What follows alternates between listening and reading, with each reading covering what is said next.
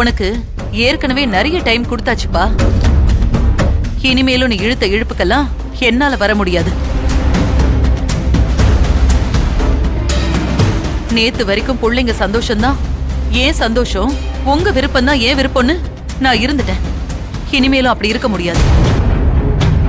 இல்ல, எனக்கு வேற எதை பத்தியுமே கவலை இல்ல. இவதான் வேணும், இவளதான் கல்யாணம் பண்ணிக்குவேன்னு நீ சொன்னா அதுக்கு நான் எந்த தடையும் சொல்ல மாட்டேன். ஆனா அந்த வீட்ல நான் இருக்க மாட்டேன்.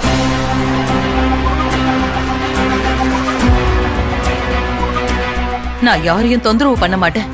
உங்க விருப்பப்படி போய் எப்படி வேணாலும் இருந்துக்கோங்க. அதே மாதிரி ஏன் விருப்பப்படி யாரும் கண்காணாத இடத்துக்கு நான் போயிடுவேன்.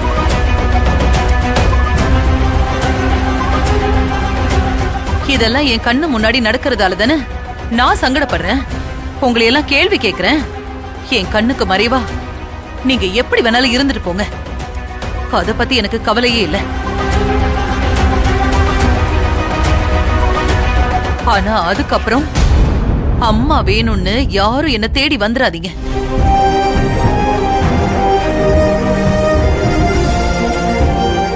நான் நாளைக்கு செத்தா கூட என் பொணத்தை பார்க்க கூட நீ வரக்கூடாது.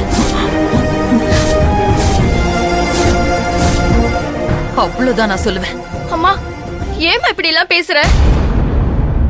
என்ன பத்தி கொஞ்சமாவது யோசிச்சு பாத்தியாமா? நான் என்னமா தப்பு பண்ணேன்? என்ன பத்தி யாரும் யோசிக்கலன்னு ஆனதுக்கு அப்புறம் நான் மட்டும் எதுக்கு எல்லாரையும் பத்தி யோசிக்கணும்?